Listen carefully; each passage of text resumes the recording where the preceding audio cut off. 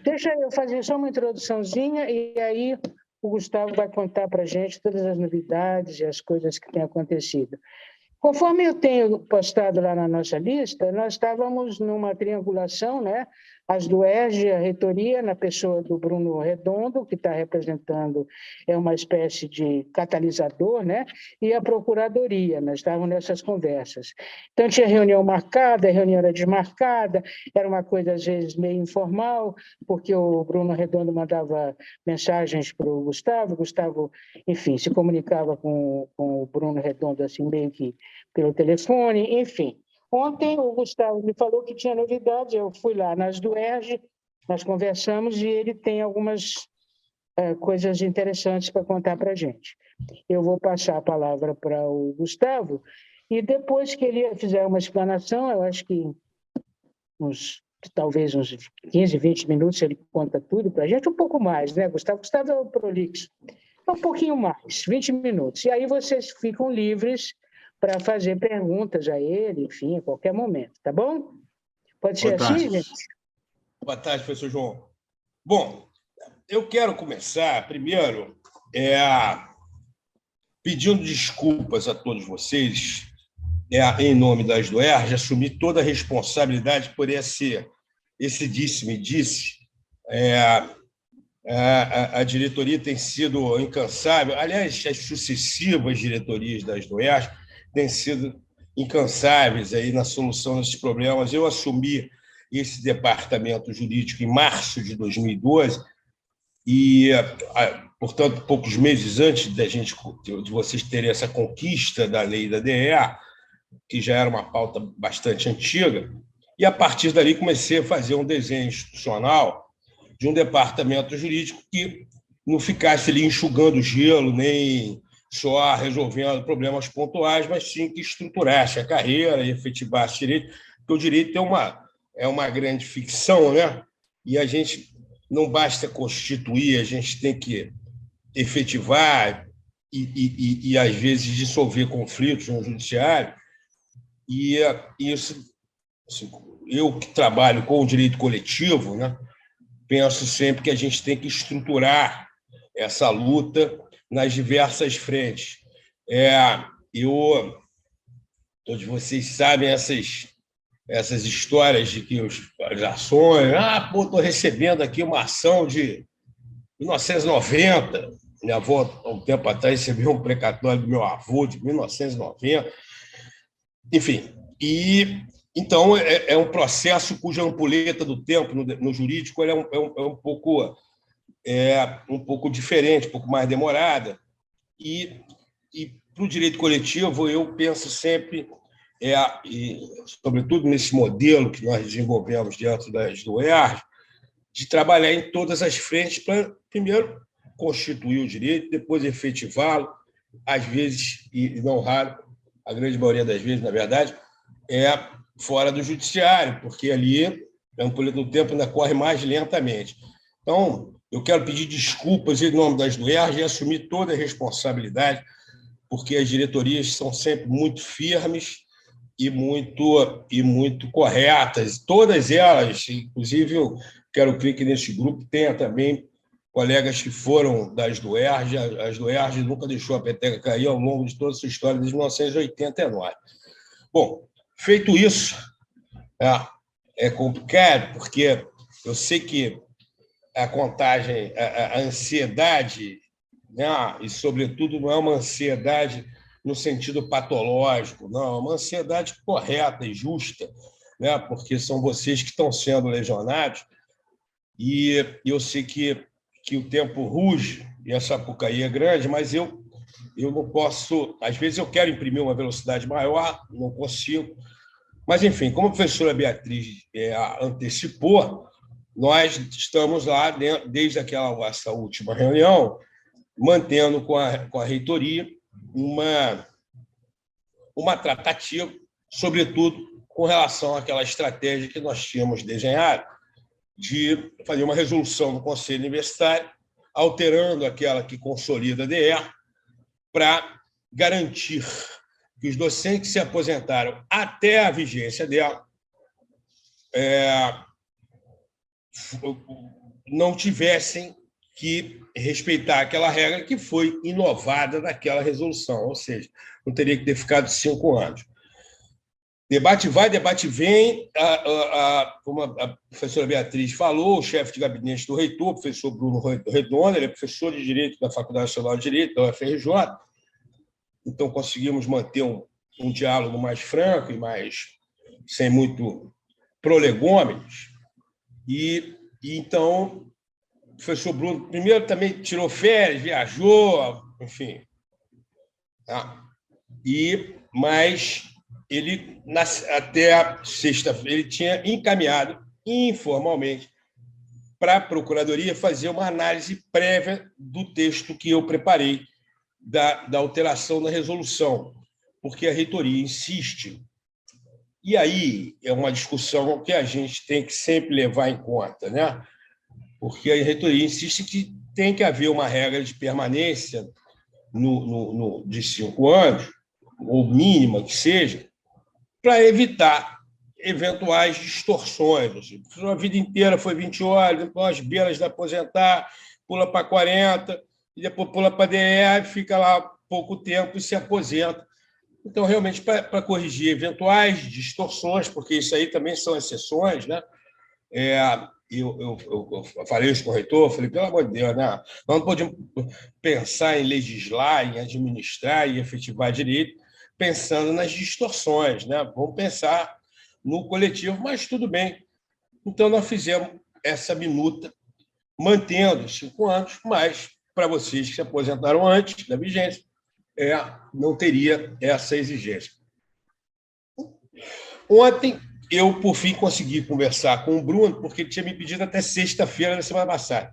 Ontem não. Aí, na segunda-feira, já falei com ele. Falei, Bruno, e aí? Teve o feedback da Procuradoria? E ele teve. Né? E aí eu trago uma notícia boa. Não é excelente, porque pode ser que não seja excelente, mas ela é, no mínimo, boa. O que acontece? Paralelo a isso, professor João, eu, inclusive, tenho argumentado com um dos argumentos, né, seguindo, inclusive, uma linha que o senhor tem insistido em todos os nossos encontros, porque, efetivamente, nós estamos tratando de um grupo que fez a história da UERJ.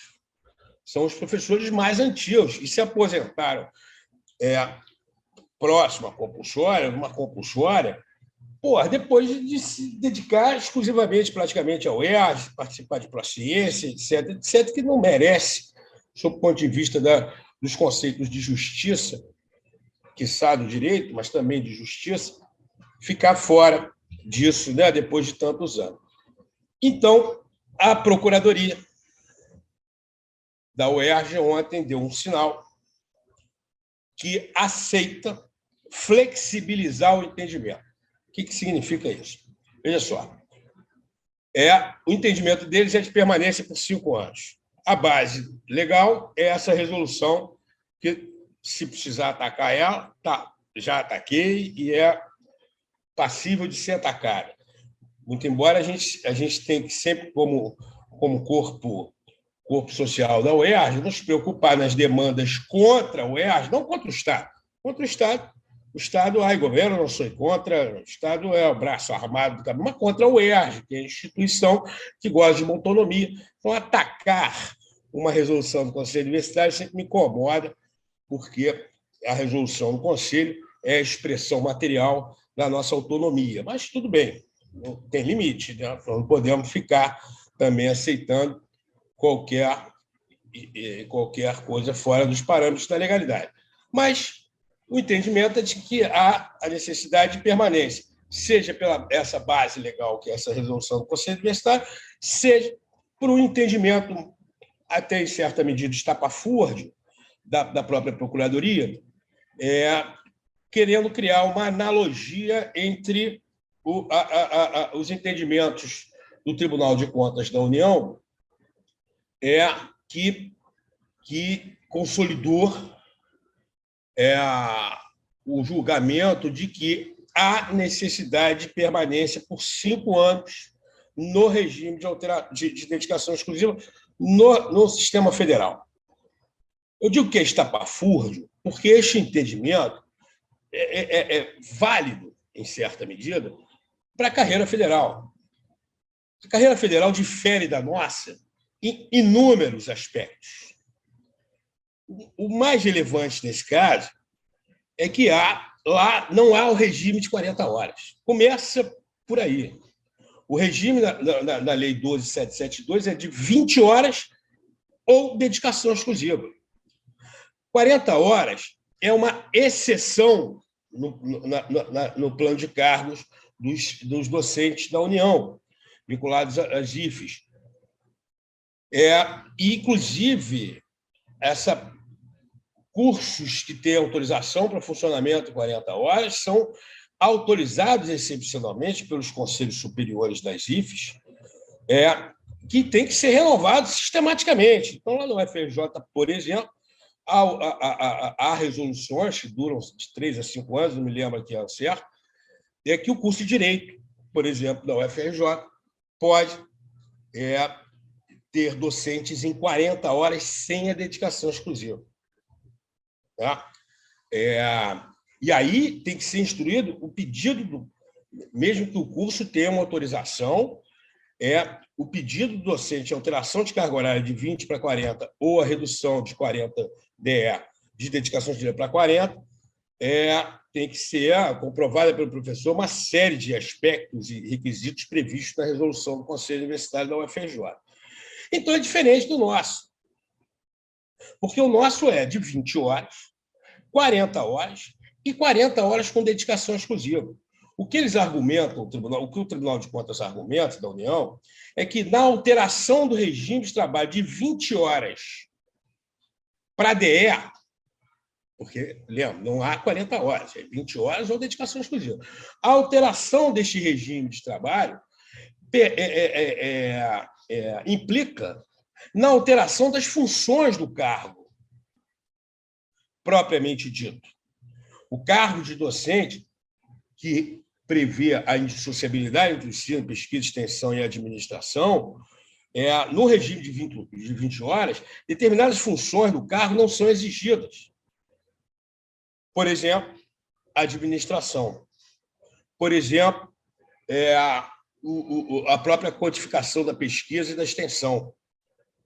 Por quê? Porque é um dispositivo legal que obriga 8 horas aulas é o mínimo para um docente. Então, se o cara tem um regime de 20 horas, as demais horas de trabalho, considerando ainda as horas de preparo, né, que são 8 horas em sala de aula, você precisa ter mais 8 horas de preparo, correção de provas, orientação, etc. Então, resta, portanto, 4 horas que pode ser dividida tão somente em extensão, por exemplo, ou em pesquisa. Então, ao mudar para a dedicação exclusiva, ao alterar o seu regime no regime federal, há nitidamente alterações das funções do cargo, muito embora o cargo seja a mesma, categoria, enquadramento. Então, é muito diferente do nosso, porque a alteração de... Primeiro, a gente só pode mudar de 40 para DE, você só pode mudar de 40 para DE, você não pode mudar de 20 para DE. Você tem que ser antes de 40 horas. O docente que está com 20 horas de regime de trabalho não pode ser dedicação exclusiva. Então, ele tem que alterar para 40 horas para dali alterar para dedicação exclusiva. E a dedicação exclusiva é um regime de 40 horas com dedicação exclusiva. Então, não há aumento de carga horária. Né? Porque um é o regime de 40 horas e o outro é de 40 horas com dedicação exclusiva. Então, não há um aumento da atividade docente, não há uma alteração das funções do cargo e nas suas obrigações de preenchimento do seu planilho lá, com as metas e baremas estabelecidos pelo Conselho, pelo SESEP e pelo Conselho Superior. Então, só começa por aí, porque o argumento do TCU olha, se há mudança das funções do cargo, ele tem que exercer essas funções do cargo pelo prazo de 5 anos, porque houve uma alteração daquilo que é inerente ao cargo público. Portanto, a exigência de permanência. Então, só aí já bota em xeque, porque não é o nosso caso. O nosso caso, a alteração é qualitativo e não quantitativo. Então, mas esse é o entendimento, e é isso que a gente tem já tentado derrubar no judiciário. Estamos lá, o desembargador essa semana deu um despacho interessante, já acenando que vai nos dar mais uma liminar adiante, para garantir que todos tenham a sua revisão. E, no entanto, a Procuradoria da UERJ, junto com a reitoria, me deram ontem um sinal de que topam, a partir de um pedido das UERJ, que nós vamos formalizar nos próximos dias, com a ajuda de vocês, naturalmente, flexibilizar o entendimento e estender o entendimento de que os docentes que se aposentaram,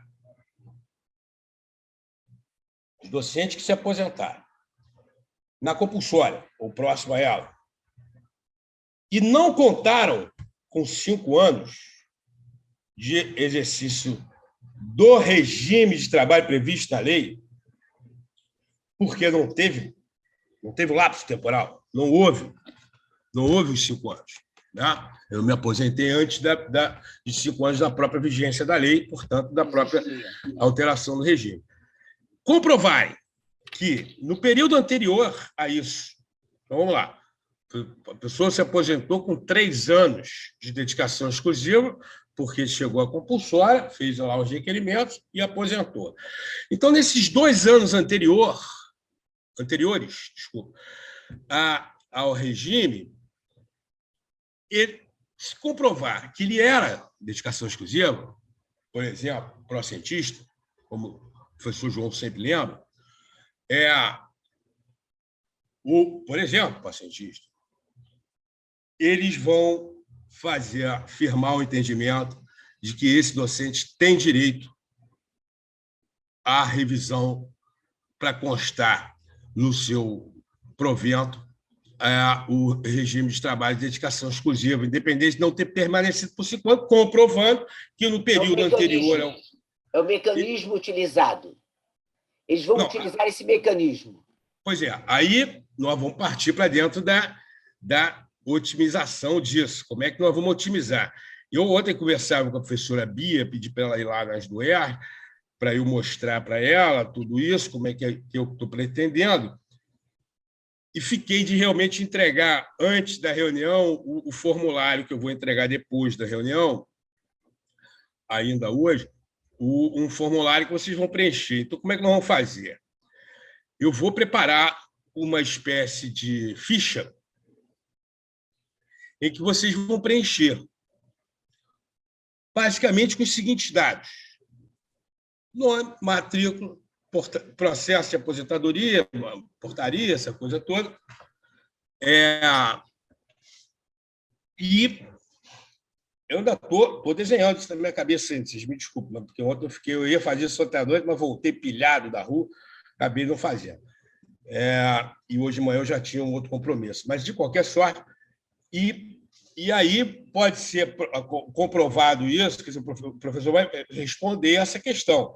Exercia outro cargo antes da adesão ao regime de trabalho, de dedicação exclusiva, lá em 2013? Por exemplo, na verdade, a adesão se deu em novembro. O que eu estou dando é esse de 13, mas a maioria daqui teve proficiência. E quem não teve vai ficar um pouco preocupado. Não, pois é, mas aí, por exemplo, eu não tinha proficiência. No entanto, eu era professor só da UERJ, eu não tinha outro vínculo.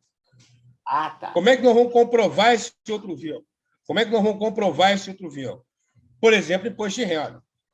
Então, se eu tenho um imposto de renda daquele ano, que não declara outra fonte, vamos lá que o professor precisou... Um caso um pouco mais fora da curva, né? Que são aqueles...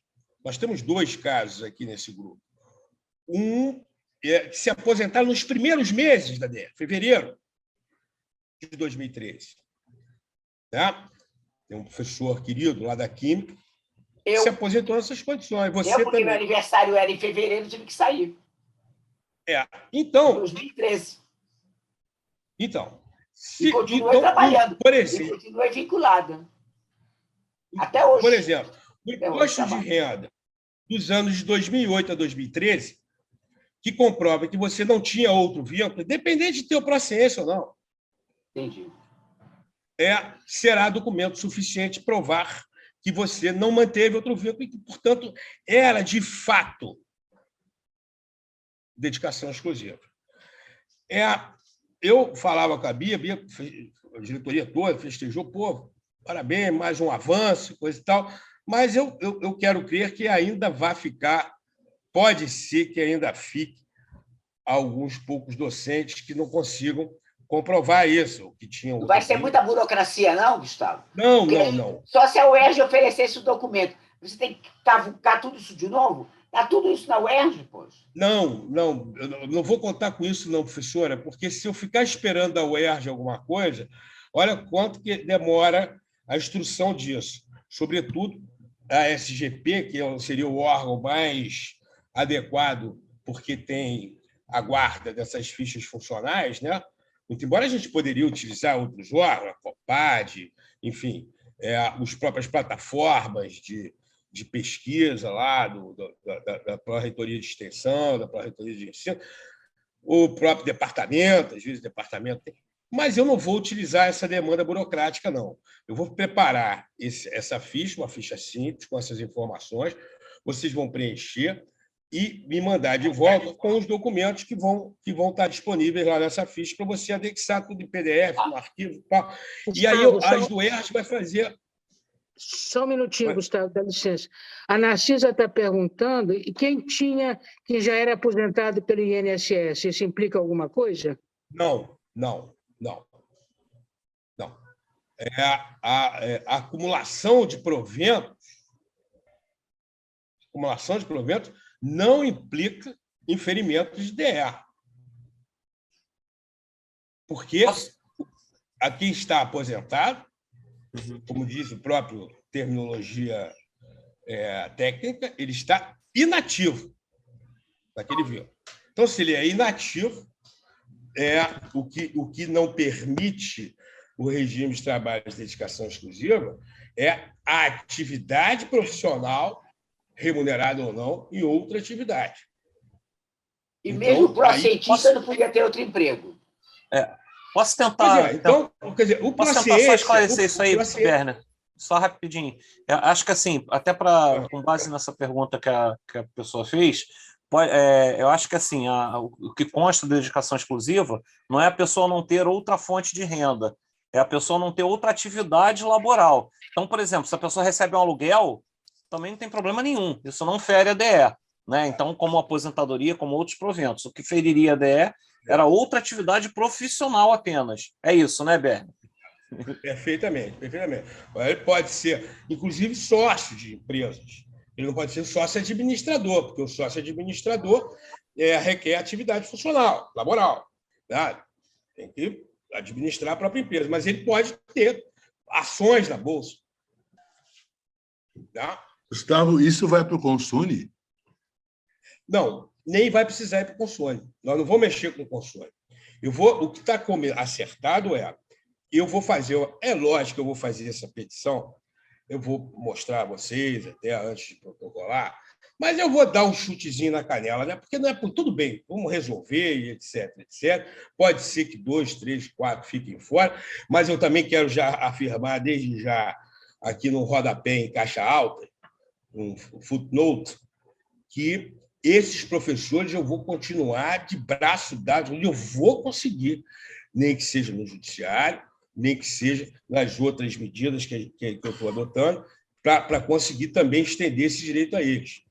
Tá? Porque eu continuo convicto de que, primeiro, não há permanência, de que não há analogia possível com os julgamentos do Tribunal de Contas. Inclusive, eu tenho um julgamento do Supremo Tribunal Federal de 2020, já pandêmico, em sessão virtual do Supremo Tribunal Federal, em que o desembargador, o ministro Gilmar Mendes firma o entendimento de que a movimentação dentro do plano de cargo do servidor não obriga a permanência por 5 anos no novo posicionamento no plano de cargo, para efeitos previdenciários. E plano de cargo, conceitualmente, regula cargo, categorias e níveis e regime de trabalho. Então, a alteração desses elementos que compõem o plano de cargo, segundo o Supremo Tribunal Federal, mas isso nós vamos deixar essa discussão mais vamos lá, sei lá como é que eu vou usar o termo sem querer que seja mal interpretada, mas mais sofisticada, mais profunda, mais embasada, para aqueles casos que não forem compreendidos aqui, e aí eu vou tratar disso no judiciário, seja nessa ação que o desembargador já deu um sinal de que vai dar uma nova liminar, seja numa ação própria. Porque aí nós estamos trabalhando com um número menor e o risco passa a ser, portanto, menor de uma ação judicial. E é para a gente não excluir ninguém do grupo, que está todo mundo ansioso igual. Então, o que nós vamos fazer? E eu também não tinha feito a nota anteriormente, que a Bia teve cobrado, porque eu queria também fazer uma nota sem ter elementos objetivos, né, que era o feedback da reitoria, porque isso ficou lá na reitoria, gente, 1 mês e meio, talvez o tempo que a gente se reuniu da última vez. Então, porque logo depois daquilo eu fiz a minuta e caminhei e está lá. Agora voltou dessa forma, desenrolada. Então, eu vou preparar esse formulário e vou pedir a sensibilidade de vocês de apertar a turma toda, porque vai ser o mais rápido possível esse retorno com essa documentação para eu poder fazer a petição, porque eu quero fazer uma única petição. Você mandaria o formulário agora, né? E a gente preencheria. Vou mandar o formulário ainda hoje, a Bia disponibiliza. Aí, qualquer dúvida com relação à documentação, mas eu vou tentar fazer uma nota explicativazinha de como é que se preenche aquele formulário, uma espécie de tutorial, e quais são os documentos para serem acostados, em que formato, tem que ser em PDF, coisa e tal. Ou, se tiver dificuldade de entregar lá nas UERJ, e a secretaria recebe, me passa, para a gente também, mas ter o feedback o mais rápido possível do maior número de professores, para a gente poder acelerar, porque eu quero fazer a opção de um único. Pode levar em mãos, entregar lá. Pode deixar em mãos lá nas UERJ, porque eu vou fazer essa petição em nome das UERJ, mas representando individualmente vocês. Eu não quero fazer... São 20 e poucos, todo mundo vai correr atrás.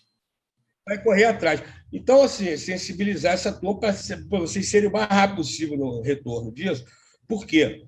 Porque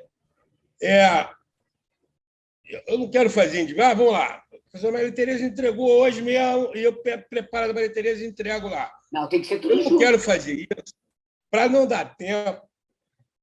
Então, aí deferiu para a Maria Tereza, deferiu para o João, deferiu para a Leonardo.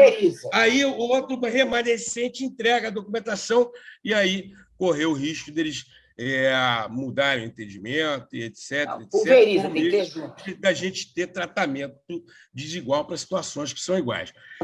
De qualquer forma, feito isso, o compromisso da Procuradoria e da Reitoria corre no sentido de flexibilizar e, o mais rápido possível, dar o parecer garantindo isso. A gente vai instruir esse processo administrativo e a UERJ dará o parecer favorável à revisão. E isso vai ser encaminhado para o Rio Previdência, porque a revisão do provento é no Rio Previdência, mas o processo é instruído dentro da UERJ. E aí, lá dentro do Rio Previdência, nós vamos à diretoria, e aí, se for possível ou necessário, a gente marcar algum tipo de audiência, a gente tira mais uma vez essa comissão para ir lá, sensibilizar. Eu quero lembrar que alguns aqui foram, inclusive, numa reunião que nós tivemos no Rio Previdência lá em 2019, quando tratamos disso, mas aí tem lá mais uma pequena batalha no Rio Previdência, mais passível de ser solucionada nos próximos meses, antes do final do ano. Então, esse é o combinado, né? E esse foi o avanço. De qualquer forma, o desembargador já intimou a UERJ e a Procuradoria do Estado a apresentarem no processo aquilo que eu estou denunciando, que é o não e quanto cumprimento. tempo depois a gente entrega até, digamos, esse mês de agosto? Você calcula que isso aí demora... Não, aí eu protocolo imediatamente e vou ficar em cima. A ideia é de que seja muito rápido dentro da UERJ, eles já estão trabalhando na flexibilização do entendimento, né, para sair muito rápido. Porque chegando no Rio Previdência, a gente conseguir fluir isto igualmente rápido, dá tempo da gente pensar na folha de outubro ou de novembro. Vamos lá, vamos pensar mais objetivamente na folha de novembro a ser paga em dezembro. Essa é a minha intenção, inclusive porque nós temos orçamento. Para acabar desse ano, né? Para acabar esse ano ainda. Quer dizer, porque ninguém aguenta mais. Está contando os dias agora. O meu cenário é mais... Porque eu já estou na prorrogação, eu tenho que aproveitar isso aí. O meu cenário mais pessimista é ser pago na remuneração de dezembro, que é pago em janeiro, né? Mas é para a gente tentar finalizar isso ainda, nós estamos em julho, quer dizer, tem muita folha de pagamento a ser fechada daqui até o final do ano. Tá? E aí os pagamentos atrasados, referentes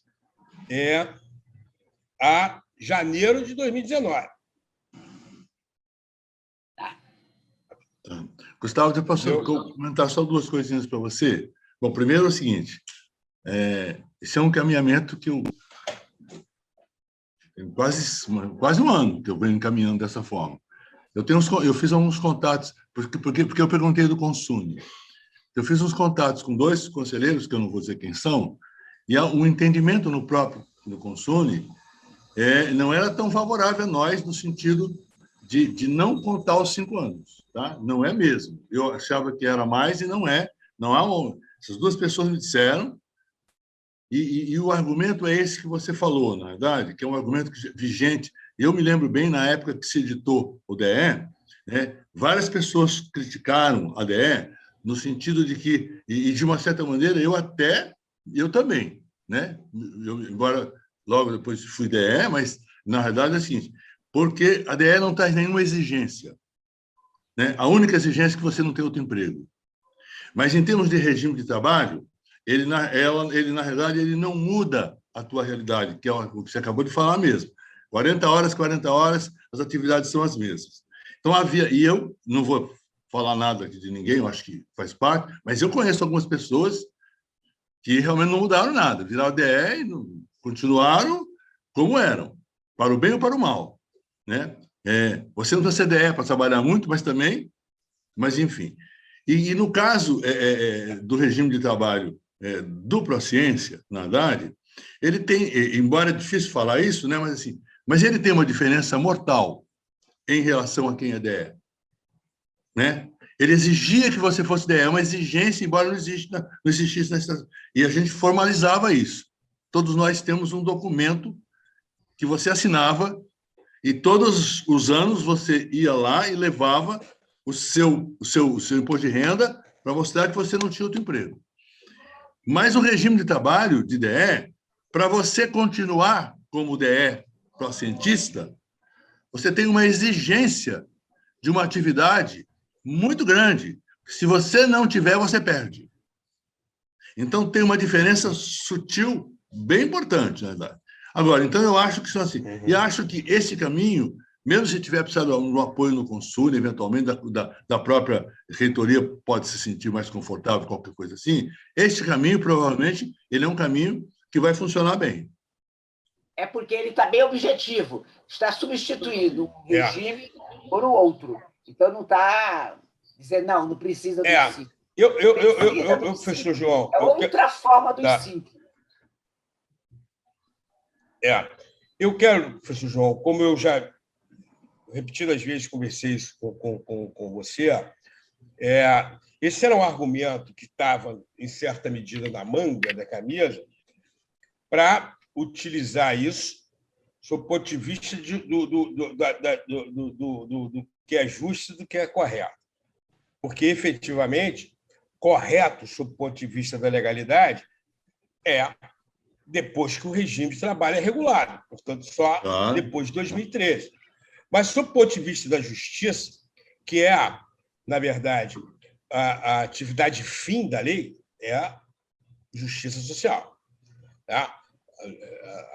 Direito é o conjunto de normas, se conceitua classicamente o direito como um conjunto de normas privativas do Estado para a organização do bem-estar social e da harmonia com vistas à justiça coletiva. Então,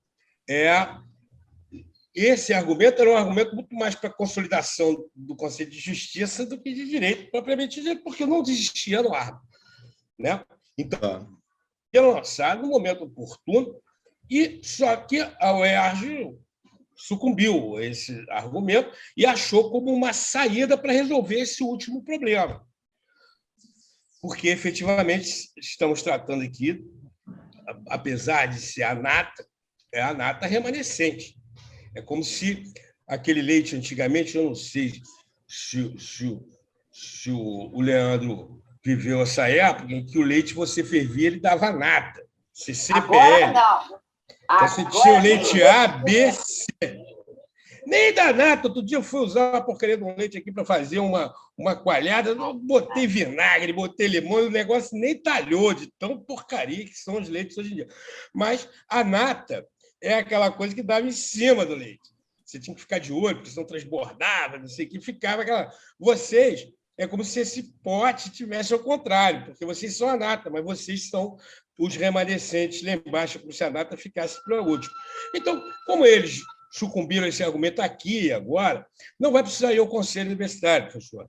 Não vai precisar. O que o reitor precisa, e aí ele textualmente, assim, o professor Guilherme Leite, presidente, não está aqui, que está num seminário, estão organizando, acabou de encaminhar um texto maravilhoso que ele escreveu lá para a Claxo,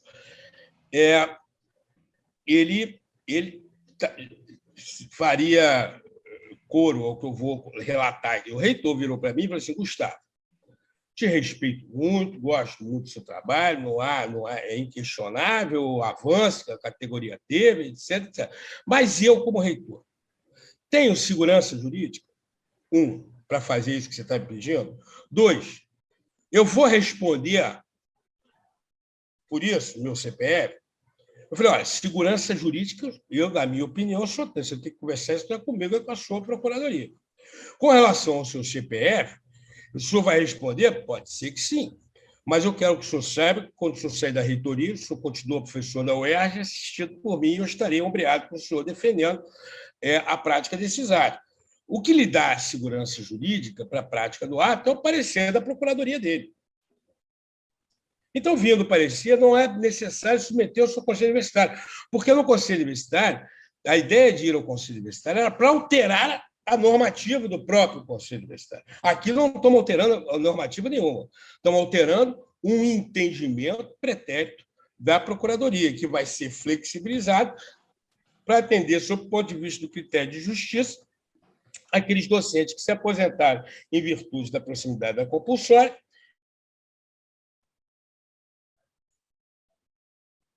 Caiu. Está sem som, Gustavo. Mas que, de fato, quiçá a 10%, talvez nem todos, mas atende a esmagadora maioria do nosso grupo, eu falei, tudo bem, vamos nele. Mas isso não vai impedir que eu continue representando esses outros docentes que, eventualmente, não eram DE nos anos anteriores à vigência da lei, né? Que na verdade, essa lei nossa da DE, a primeira lei que regula o regime que foi previsto lá o regime de trabalho de dedicação exclusiva foi previsto primeiro na UERJ em 1991, naquela resolução 03 que regulava a carreira docente. Tá? Aí depois, em 2008, vocês fizeram um movimento político maravilhoso e conseguiram alterar o plano de cargo e criar uma lei com um plano de cargo decente, com níveis, categorias, etc., etc. E ali se previu E se previu que esse regime seria regulado numa lei nova, que só veio surgir em outubro de 12. Então, em outubro de 12, e aí, a partir de novembro, os professores começaram a fazer a adesão ao regime, que começou a viger a partir de janeiro de 13. Então, o professor que conseguia comprovar que antes de janeiro de 13, não é os 5 anos antes de janeiro de 13, não, tá? Tem que contar os 5 anos antes da aposentadoria. Então, se eu aposentei e faltava 4 anos, ou seja, eu aposentei em 2017, vamos lá. Portanto, eu já estava há 4 anos no regime de DEA. Então, o que eu tenho que provar? Só o ano de 2012, que em 2012 eu também era DEA. A professora Maria Tereza aposentou em fevereiro de 13. Então, ela tem que provar os 5 anos anteriores a janeiro de 13, para completar 5 anos de efetiva dedicação exclusiva. O elemento, de fato, a DEA do Rio, no Pró-Ciência, ela tem características mais severas, vamos dizer assim. Eu não vou chamar de perversa, mas são mais severas, um controle maior, porque você adere ao regime, quer dizer, você concorre a uma bolsa por meio de um edital. E é uma bolsa de produtividade. Claro. Então, você tem que apresentar um relatório. Parte desses editais, inclusive, relacionados para quem é detentor de bolsa de pró-cientista, você tem que comprovar o gasto efetivo, não na sua bolsa, mas se eu ganho um edital, cuja uma das exigências era eu ser pró-cientista para compra de material. Eu vou ter que fazer a comprovação de que eu comprei, de que eu produzi, que eu tive um relatório, que isso aqui, mas não se trata efetivamente disso. Se trata, mas a exigência do próprio edital do Rio Previdência, Rio Previdência, ou do ato falho, é um discurso bem sucedido. Mas a própria exigência editalícia do Pró-Ciência já prevê que o docente tem que ser dedicação exclusiva, e ali ele tem que, inclusive, firmar um termo de compromisso que é renovado. E assinadinho. Né? Não, e não só isso. A cada ano comprovar, que assinar papel aceita qualquer coisa, então você tem que comprovar. Então, e eu, não sei, eu estou aí nessa lida já tem algum tempo, nunca conheci uma história de algum pró-cientista que perdeu a bolsa por ferir a dedicação exclusiva. Verdade. Isso não. Isso então, também não. todos nunca teve, não. Então, vai ser dessa forma. Quer dizer, eu insisto que insisto no meu lamento, tá? De que talvez essa medida não atinja e não atenda a todos vocês. Mas eu tenho convicção e terei provas. Diferente do Dallagnol, eu tenho convicção e terei provas, muito rapidamente, de que isso é verdade, de que a grande maioria aqui a gente vai conseguir resolver isso. E aí acabou. Acabou para essa turma. Então, essa é a boa notícia. Finalmente, eu trago a boa. Só uma perguntinha, Gustavo. A professora Narcisa está querendo saber se a declaração de imposto de renda tem que ser completa. Não. Só aquela simplificada que mostra as suas fontes de renda. Porque você tem aquele resumo... Aí quem saiu em 13 tem que ser de 5 anos antes. Quem saiu em 13, 5 anos antes. Quem saiu em 14, 4 anos antes. Quem saiu em 15, entendeu? Porque todo mundo que saiu a partir de 18 e aderiu ao regime lá no princípio, né? Porque também você pode ter aderido ao regime depois. Então, é só de 2008 em diante. No seu caso, de 2008 em diante. O imposto de renda. O imposto de renda também. Se você foi para a ciência, professor... Aceita também. Então, nem precisa do imposto de renda. Ah, tá. É um documento que comprova que naquele período... Então, tá bom. Facilitou. Efetivamente, tem professores porque o regime de dedicação exclusiva, por ser mais um dos regimes que nós temos, inclusive é mais um dos argumentos que põe por baixo a analogia com o Tribunal de Contas, você pode aderir ao regime depois. Então, tem professor que só foi ser dedicação exclusiva em 2015 e aposentou em 2016. Então, ele tem 4 anos antes de 2015 que provar que, mesmo vigendo o regime de trabalho, eu não era, mas também não exercia outro cargo ou função passiva de ser comprovada no imposto de renda. Aquela folha de resumo do imposto de renda vem quais são as suas fontes. Eu vou, inclusive, orientar que aquele recibo que vem embaixo, assim, o número do recibo de entrega, sofra uma tarja preta para não disponibilizar esse número, porque não é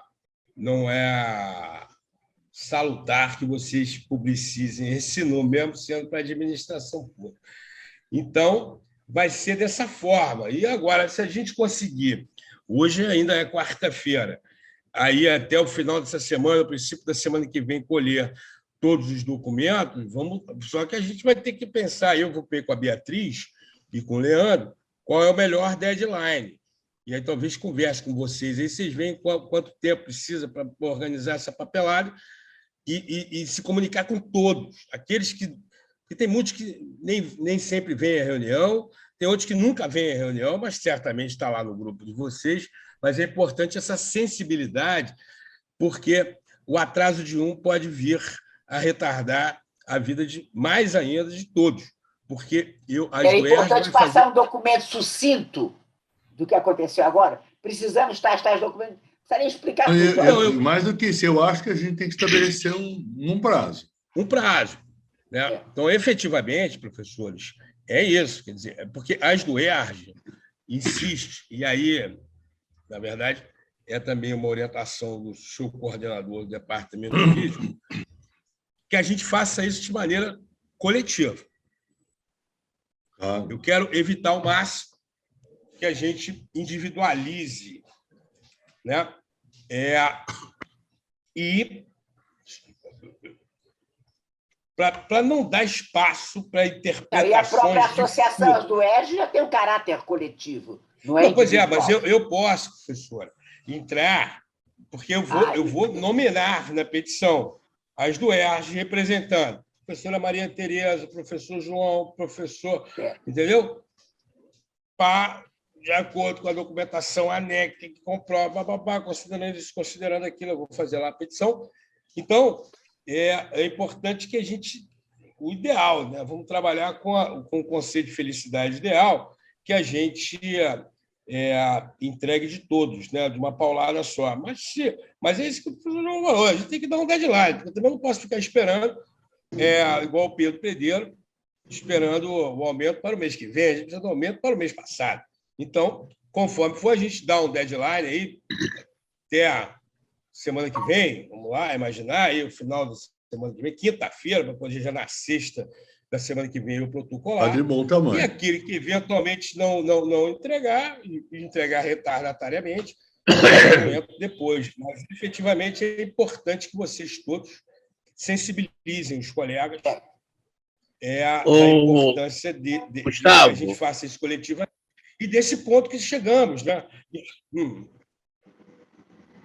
Oi, professor. Prazer em vê-lo. Vê-lo não, ouvi-lo? Gustavo, está me ouvindo? Oi, professor, pode falar.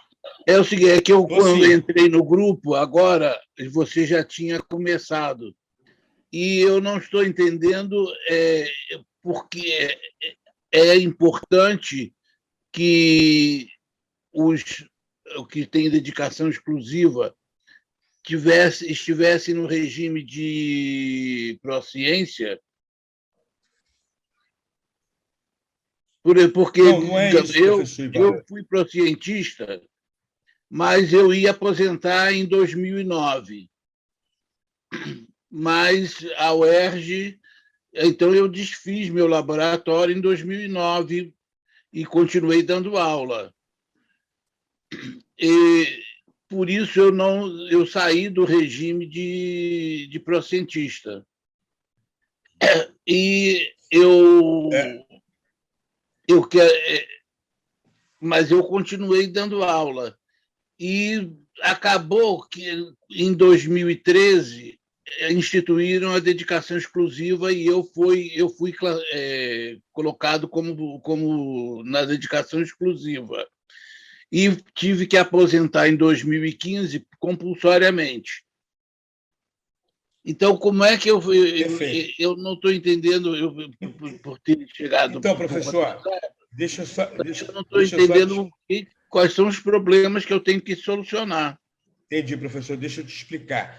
Eu também vou me ocupar, gente, assim, porque também você está vendo o caso do professor Ivar, que chegou agora, então perdeu um pouco, e aqueles que não estão aqui, por isso eu vou fazer um textozinho simples, curto, explicando o que é a tese que a gente está conseguindo efetivar. Mas, professor, a questão do Pró-Ciência foi só um exemplo. Por quê? Qual foi o entendimento que a gente conseguiu construir dentro da Procuradoria da UERJ, que vai dar um parecer favorável à revisão das aposentadorias dos senhores e das senhoras? É que o professor comprovando que, mesmo antes do período da vigência da DE, ou seja, 2013, como o senhor bem lembrou, ele também era DE, ou seja, não tinha outro vínculo.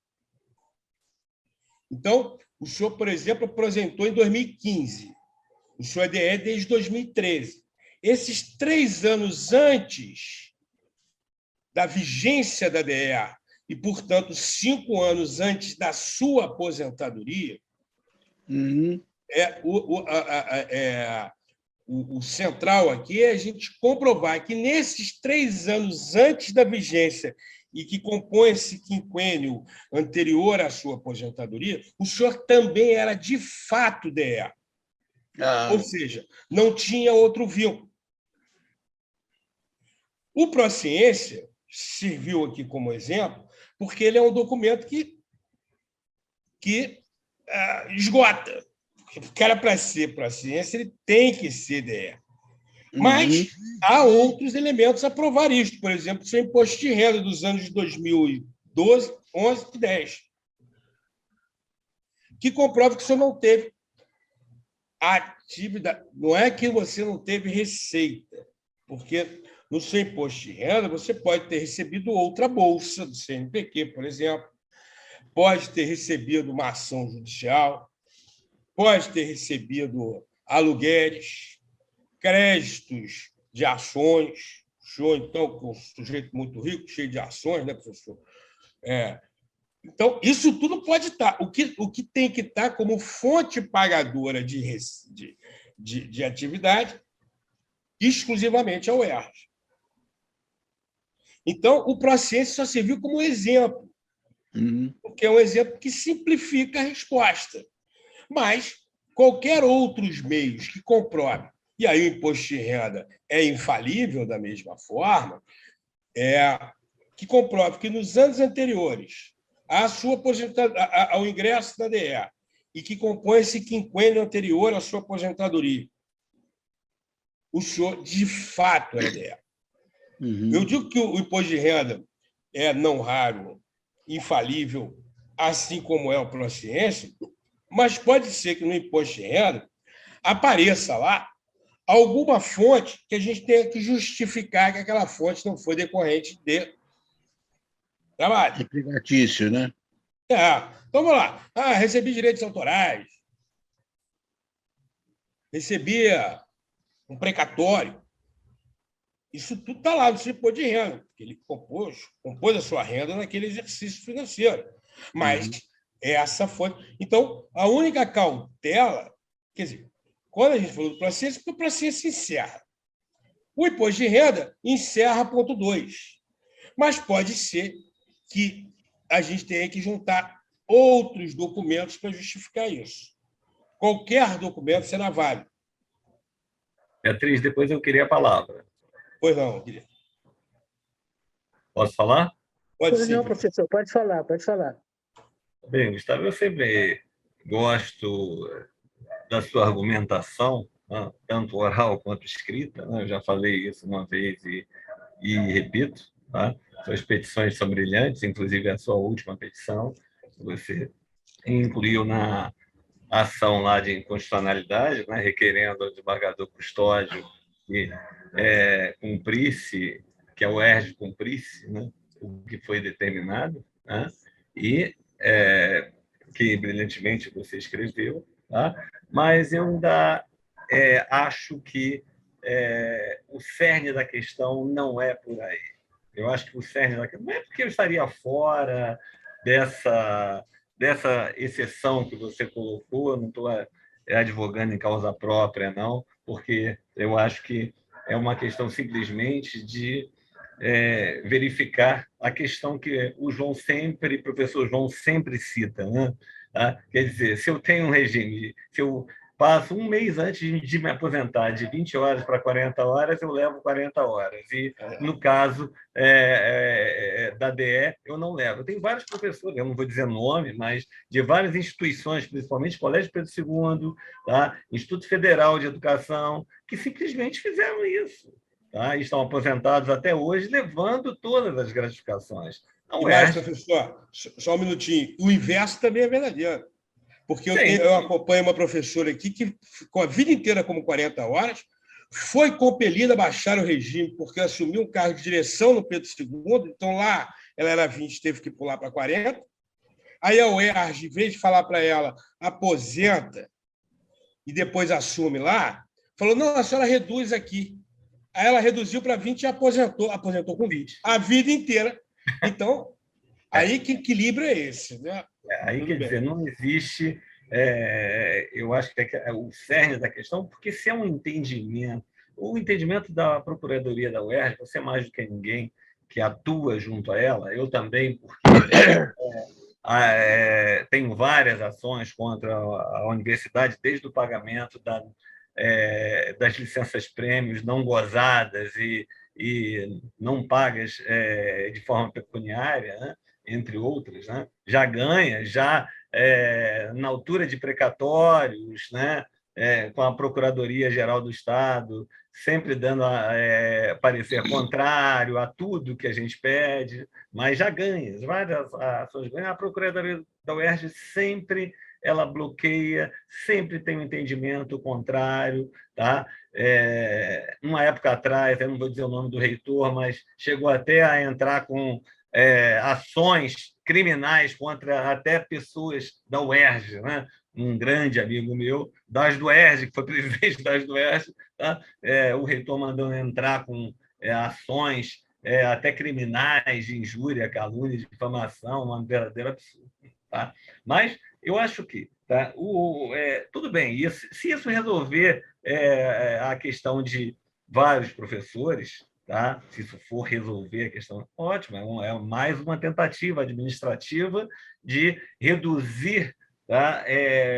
O sacrifício, né? Porque vários colegas nossos aí, eu tenho entrado em contato, entra em contato, que se o plano de saúde aumentou não sei quantos %, então, quer dizer, a situação anterior era uma, agora é pior ainda. Então, é o que eu digo sempre, você espera 35 anos para se aposentar e você vê o seu salário reduzido no seu vencimento básico em 65%. 35%, eu falo, é o mínimo, né? Tá? Mas eu digo em geral, tem gente que trabalhou 40 e poucos anos, e na hora de se aposentar, ver a sua redução. Então, a questão do entendimento do Tribunal de Contas ser vinculante ou não, eu acho que é uma questão que tem que ser discutida. Porque se ele vincula, se algo do regime jurídico único federal é utilizado como baliza para o entendimento nosso aqui do Rio Previdência, é algo que continua e continuará sendo discutido. Tá? Eu acho, do meu entendimento, que isso aí é mais uma forma da reitoria procrastinar, empurrar com a barriga, uma pressão que ela está sofrendo da própria UERJ, do próprio movimento de professores, tá? À medida que não nos reuniões que são remarcadas, o procurador que está de férias, o reitor está com dor de barriga, não se aceita um documento formal para se continuar, a continuidade do processo. Então, eu não vejo boa vontade alguma, tá, desses órgãos dentro da UERJ. O reitor está certo, ele está certo, não é que ele está certo na argumentação, ele está certo porque ele é dentista, se não me engano. Tá? Então, tá, ele não sabe, ele tem medo. Tá? Eu vou fazer algo e vou ser processado por improbidade administrativa ou algo parecido, vou ser responsabilizado, então eu quero algo que me dê segurança. Tá? E eu vejo que um entendimento próprio da Procuradoria não vai dar segurança nenhuma a ele. Tá? Por quê? Porque é uma Procuradoria, ele está simplesmente seguindo o parecer. O que daria segurança a ele, sim, seria, tá, uma resolução do Conselho Universitário. Tá? Essa resolução do Conselho Universitário ela está vinculada à lei. Tá? A resolução, tá, está vinculada à lei. Tá? E não um mero entendimento da Procuradoria. O entendimento da Procuradoria pode ter qualquer tipo de entendimento, como ela tem agora, que caçou a DE de caçou os 65% de cada professor e ficou por isso mesmo. Tá? Então, essa questão de resolver o problema por partes, eu acho um pouco, ao mesmo tempo, perigosa e, se der certo, vantajosa para quem está no grupo. Mas, mais uma vez, eu acho que a reitoria está empurrando com a barriga. Eu sinto, politicamente falando, eu tenho ido ao UERJ de vez em quando, eu converso com até alguns pró-reitores, né, que ninguém quer mexer nessa casa de abelhas. Tá? Por quê? Porque tem aquela ação lá de inconstitucionalidade, tá, que o desembargador Custódio não deu a liminar e está insistindo. Ele insistindo, eu vi todas as etapas daquele processo, tá? Eu vi, tá? Eu observei todas as petições, fiz um estudo daquele processo. Tá? A Procuradoria-Geral do Estado não quer saber, ela coloca toda hora a petição de que não quer nenhum tipo de conciliação. O Ministério Público deu parecer desfavorável, quer dizer, dizendo que ele acha que é inconstitucional. O MP deu. As petições são todas de que não querem conciliação. O desembargador Custódio está insistindo, tá, nessa reunião, tá, nessa audiência de conciliação. É salutar, tá? Mas já vem com a petição e vem reiteradas petições. Olha, eu já falei que não quero, eu já falei que não quero. Tá? Então, quer dizer, aonde a gente vai chegar? Tá? Eu acho que a questão da ação, como você mesmo falou, as ações individuais e coletivas, né? Claro que as ações coletivas têm muito mais força, tá? Não tenha dúvida alguma. Tá? Mas existem casos que, infelizmente, tá, vão ter que ser... Meu caso já está judicializado, eu já falei isso aqui várias vezes, né? Eu obtive sentença favorável em primeiro grau, em segundo grau eu não sei como vai ser na turma recursal, porque eu sempre temo, tá, a UERJ no polo passivo, porque muitos juízes e promotores, tá, e desembargadores foram alunos da UERJ. Então, quer dizer, tá, eu fui à minha universidade sendo processada, então, quer dizer, só em último caso que eu vou dar um parecer desfavorável a ela. Tá? Então, eu temo, numa segunda instância, que se reforme a sentença. Tá? Reforme a sentença de qualquer jeito, alegando uma falta de citação, ou que a Procuradoria ficou com dor de barriga, peticionou e não foi. Então, essas questões todas, tá, eu acho que não está havendo o devido interesse, tá, da administração da UERJ em resolver o nosso problema. Vai ser apresentado uma série de documentos, tá, de imposto de renda, declaração, isso é um entendimento que talvez a Procuradoria, tá, aceite. Tá? Só que ela continua sendo um entendimento da Procuradoria. Se analisar a resolução em si, a resolução ela é clara. Tá? o que eu tenho a defesa é por que existe uma resolução de 2013 ou 2016 falando nessa questão dos 5 anos, tá? E teve que se colocar uma outra em resolução de 2019 repetindo a mesma coisa. Por quê? Porque lá era gratificação. Lá era uma mera gratificação. Tá? Aqui não. Depois de 2018, não era mera gratificação, era vencimento. Então, a gente está falando de coisas completamente diferentes. Vencimento é uma coisa, tá? Gratificação é outra. Lá em 2013, seria uma gratificação. E agora não. Agora, entrando no básico, tá? O próprio ato, a própria Procuradoria da UERJ, nas minhas contrarrazões do recurso inominado que ela fez, ela disse, eu tenho escrito isso. Eu vi. Tá? Ela falou claramente, eu não tenho... o próprio ato da aposentadoria do professor, tá? é que vai gerar o vencimento básico dele. Tá? O que eu não quero é ter uma solidariedade com o Rio Previdência para pagar os atrasados dele. Tá? Foi a própria Procuradoria da UERJ. Eu vi, professor. Eu vi. E depois, simplesmente, tá? Ela coloca uma série de empecilhos. Tá? Então, voltando à questão, para não tomar muito tempo, que de todos é escasso, eu sinto que não há uma boa vontade dos órgãos da administração, muito menos, pelo menos os conselheiros que eu conheço, tá? Todos temem que o nosso grupo gere algum problema para eles. Tá? Então, esse que é uma idiotice. Tá? Mas que não se mexa naquele vespeiro. Enquanto a coisa está saindo, deixa sair. Tá? Deixa ficar do jeito que está. Eu estou recebendo. No momento que eu não receber, é que eu vou pular. Tá? Então, eu temo, por quê? Porque a gente cria uma situação, tá? De incluir pró-ciência, incluir determinadas coisas, que eu acho que, como o João sempre coloca, o pró-ciência era a coisa mais difícil que tinha. Eu nunca tive pró-ciência porque eu sempre tive 2 matrículas. Tá? Eu não tinha outro emprego. Tá? Porque a UERJ chegou a achatar o salário a tal ponto que eu tive que ter outro emprego. Porque senão eu não conseguia. Né? Entrei em 84 na universidade, tá? Ganhando como coronel, saí ganhando como sargento. Tá? Então, quer dizer, não tenho... eu tenho tudo a temer. Tá? Daí, eu acho que se é entendimento, tá? Entendimento é passível a ser cortado a qualquer ponto. Muda de uma procuradoria para outra, aí o cara entende, não, isso aqui não pode ser assim, eu não vou aceitar. Então, eu temo por essas questões. Tá? Por isso que a resolução do Consune, tá? Ela não tem que ser abandonada. Tá? A proposta que você fez foi muito boa lá no Consune. Tá? A sua petição junto ao desembargador Custódio também foi muito elucidativa, tá? Tranquilamente objetiva, falando claramente da questão, mas eu sinto que ninguém... É aquela coisa que ninguém quer pegar. Tá? É uma banana quente, ninguém toca porque está quente.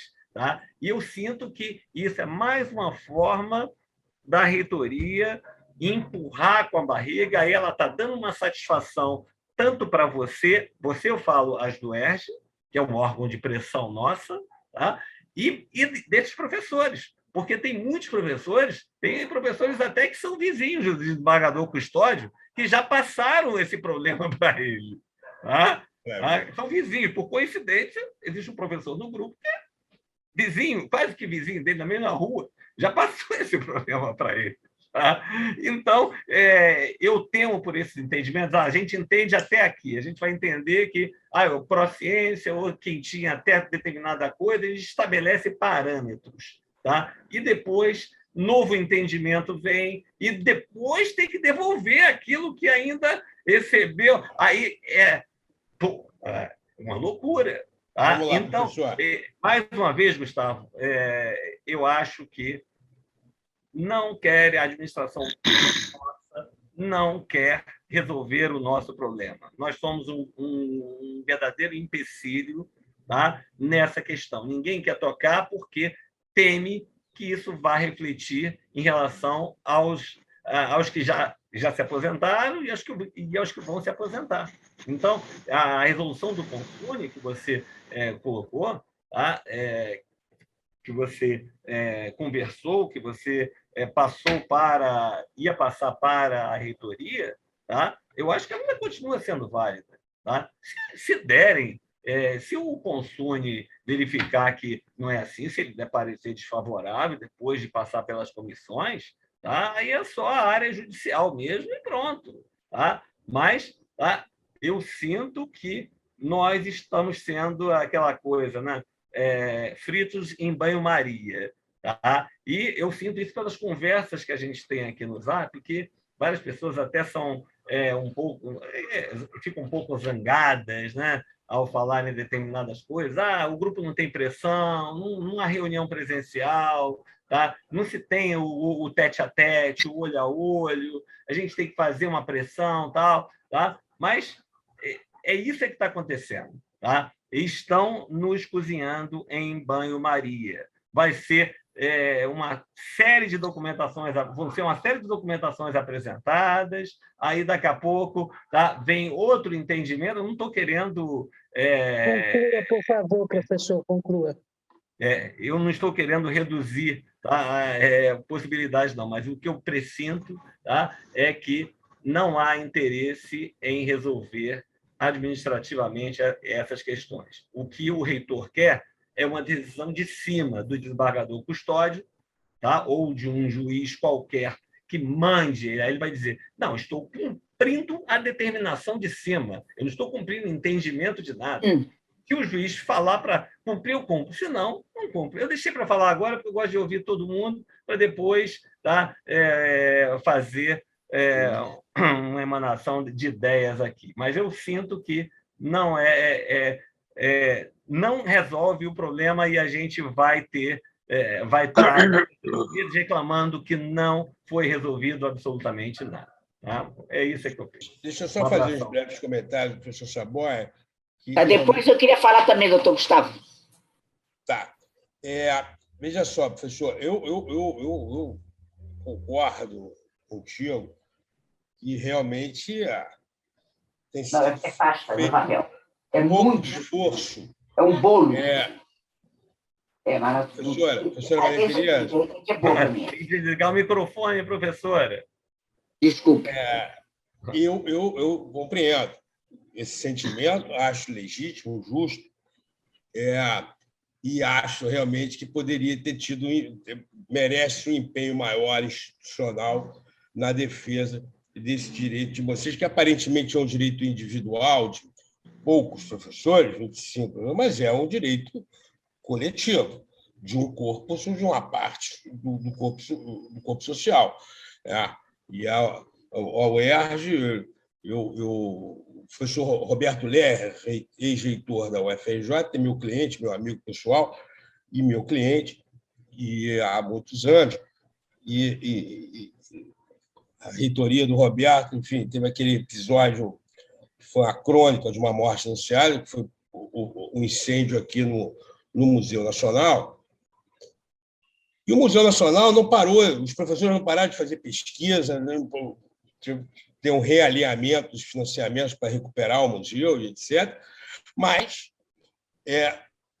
aquilo serviu para mostrar que o Instituto do Museu Nacional da Universidade Federal do Rio de Janeiro é muito mais do que um prédio que pegou fogo, tanto que ele continua. Então, o que compõe a UFRJ é os seus corpos sociais, tanto os docentes, quanto os técnicos, quanto os alunos, e a sua própria produção. O prédio em si é coisa de síndico. Quem cuida de prédio é síndico, né?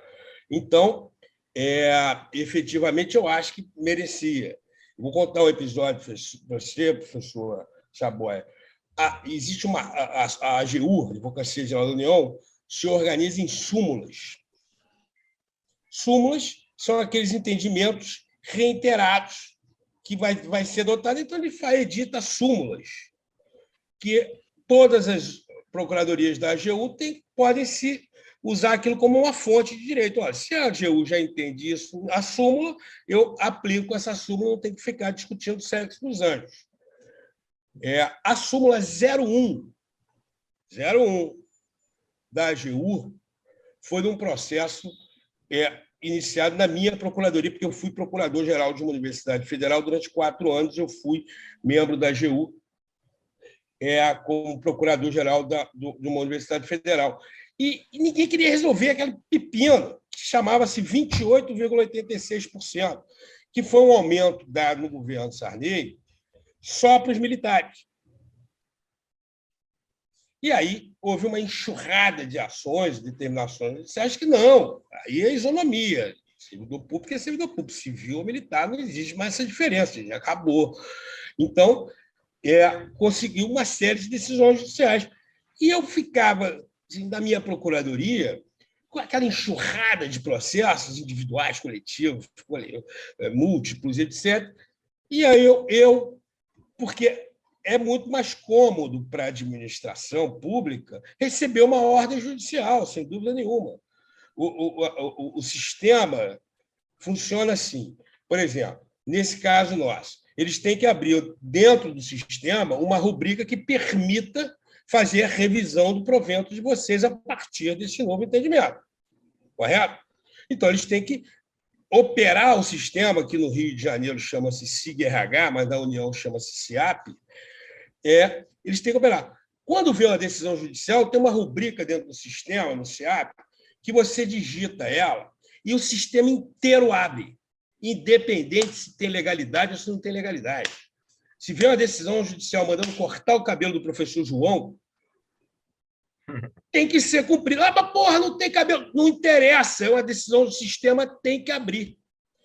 Então, é muito mais cômodo para a administração pública receber uma ordem do judiciário, porque o sistema vai invariavelmente abrir. Porque você digita, o sistema abre, você bota o número da ação, o nome do juiz, a vara, a competência, e aí depois quem vai responder ou não, se o professor João tinha cabelo, se a administração pública cortou ou não cortou, é o juiz.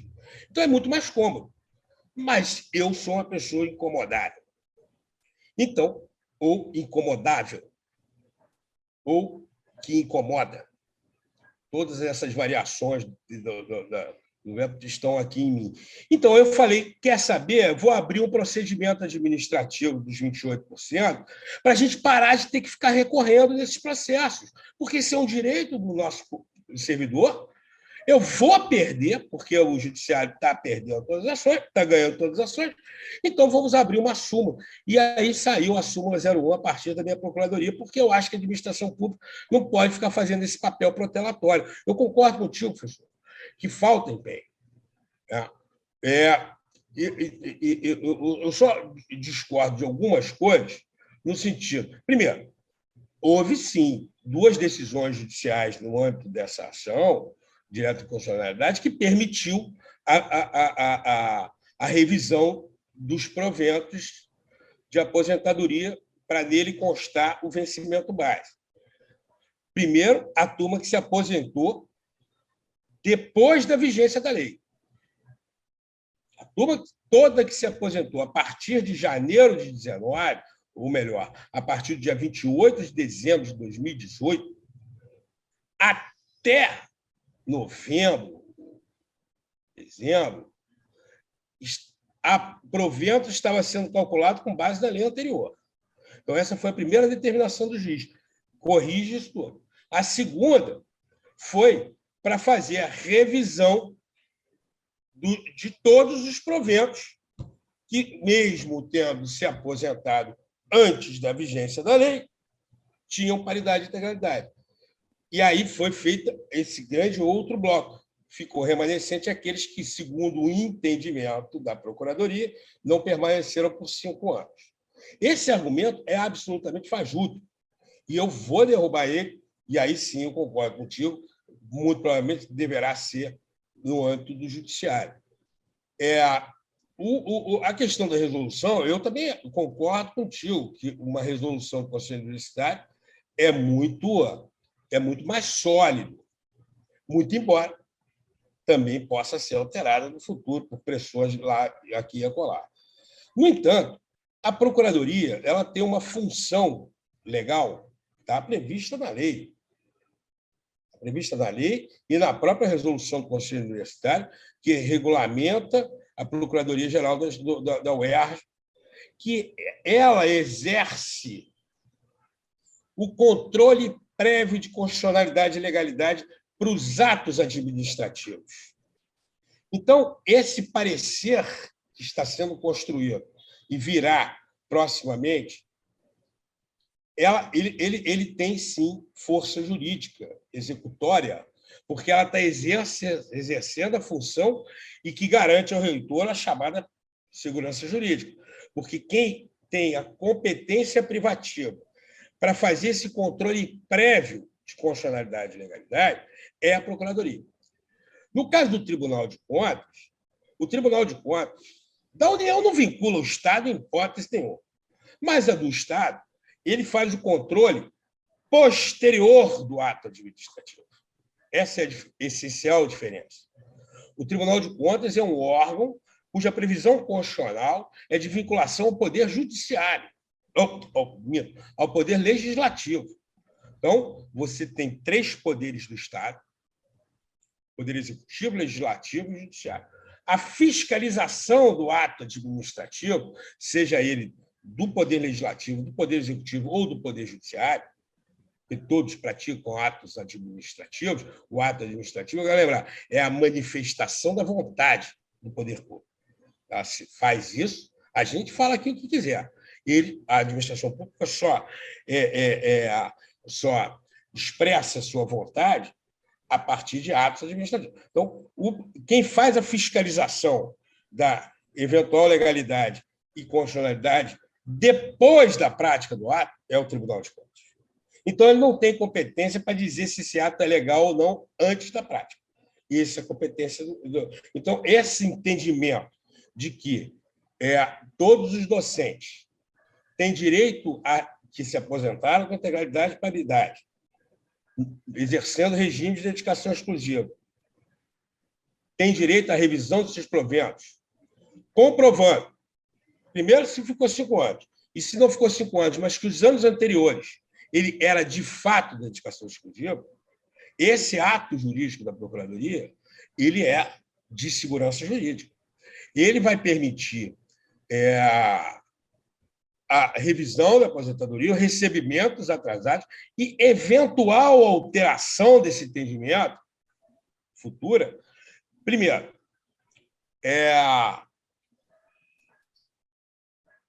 vamos imaginar um cenário dantesco, tá? Um cenário distópico. Como a gente está vivendo no Brasil, todo mundo sabe hoje qual é o conceito de distopia. Então, um cenário distópico, que esse ato seja desfeito, ele tem que garantir o ato jurídico perfeito. E o que o Supremo chama de recebimento de boa-fé. Vocês estão recebendo de boa-fé. Então, devolver esse dinheiro que vocês vão receber, axé, daqui até o final do ano, essa hipótese é descartada pelo próprio entendimento do Supremo Tribunal Federal, de que o recebimento por eventual erro da administração pública, o recebimento em boa-fé não obriga a devolução daqueles recebimentos de verbas que eventualmente tenham sido pagas de forma irregular. Mas eles cobraram da gente, Gustavo. Devolvi tudo de uma vez só. No seu caso, eu paguei tudo. Mas no seu caso, professor, foi uma revisão porque não tinha, segundo eles, a legalidade. Agora tem. Efetivamente, eu concordo, mas aí também eu sou, como diria o Chico Buarque, eu sou funcionário, eu não sou bailarina.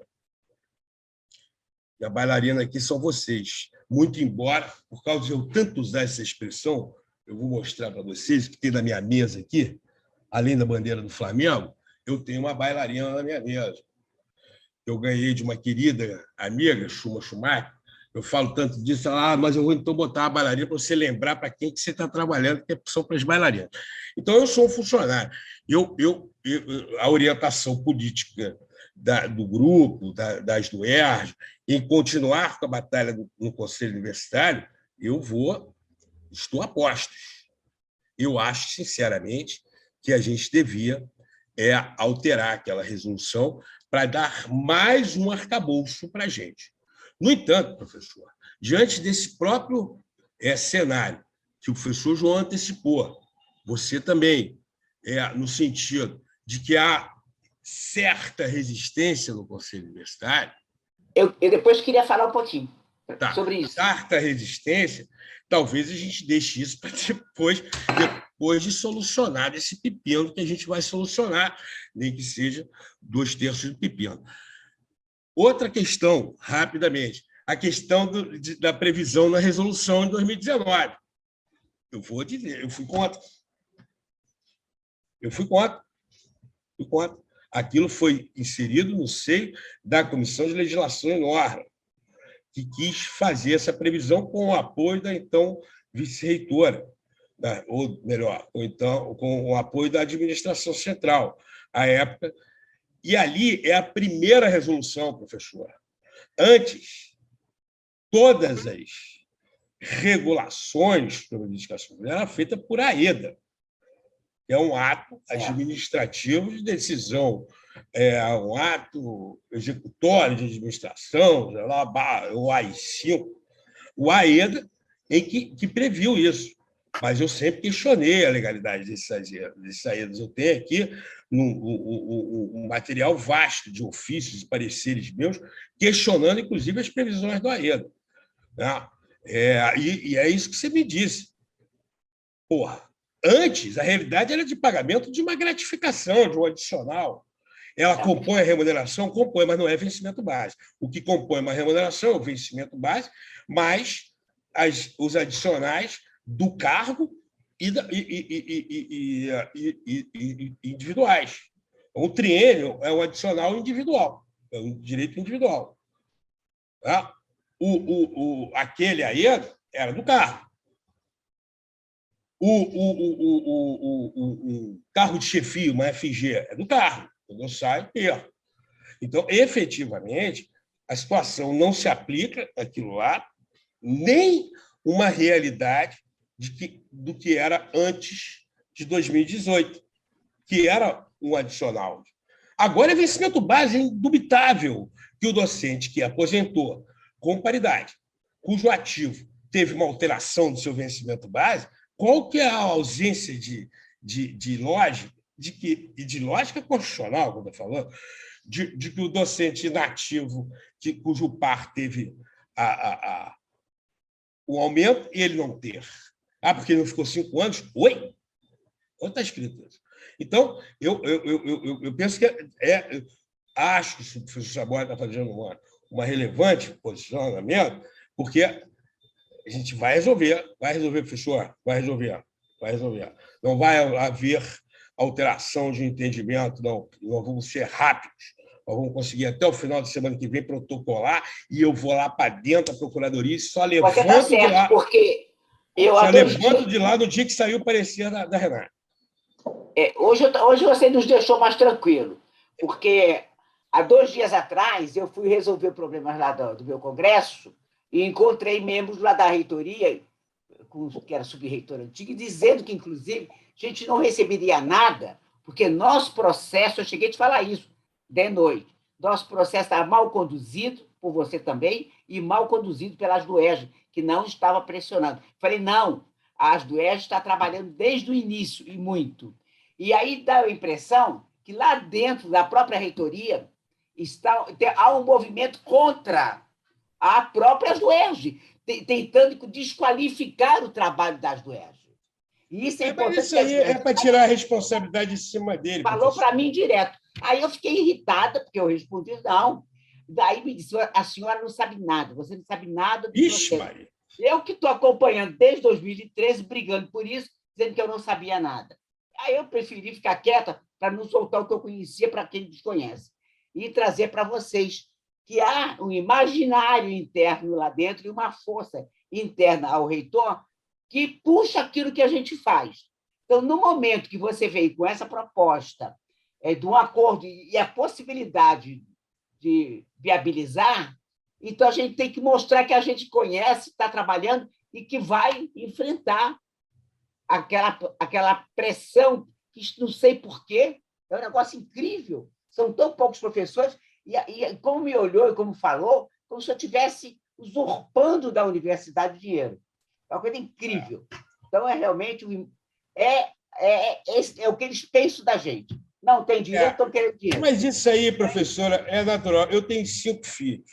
Aí, às vezes, eu chego aqui e falo assim: pô, mas você não fez isso, mandei você lavar a roupa, você não lavou a roupa, porra. Ah, mas é porque o João não tirou a roupa da corda, o outro filho. Eu falei: meu irmão, cada um com a sua responsabilidade. Não vai ficar, por conta de você não cumprir as suas prioridades, querendo jogar a culpa no outro. Isso aí sei lá, eu não vou julgar, porque também... Então, a gente tem que passar por cima disso mas e isso, agora assim, eu acho que com essa proposta sua. Não está excluído, definitivamente, e aí eu vou, mais uma vez, fazer referência ao professor Chaboy, a possibilidade e a necessidade de a gente ter que judicializar isso em casos individuais. Na hipótese, a gente, nesse formato que nós chegamos aqui, não atenda a todos e todas. Aí, esses outros casos, eu vou insistir com o desembargador Custódio que obrigue o cumprimento da lei, enquanto a lei não está suspensa. Agora, o elemento central nisso, o Saboia, funciona assim. Uma ação direta de inconstitucionalidade, como uma ação típica, tem um rito próprio, né? Ela visa a um dos atores sociais previstos lá, geralmente é o próprio Poder Executivo, questionar a constitucionalidade de uma lei aprovada no Poder Legislativo.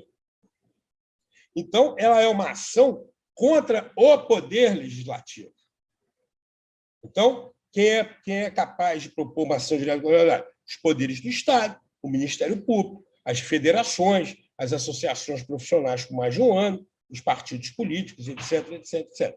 Que aquela representação por constitucionalidade se espelha no Supremo Tribunal como uma chamada ADI, né? Todo mundo conhece, Ação Direta de Inconstitucionalidade. Então, a ação é contra uma lei aprovada, que reputa-se, na opinião do autor, inconstitucional.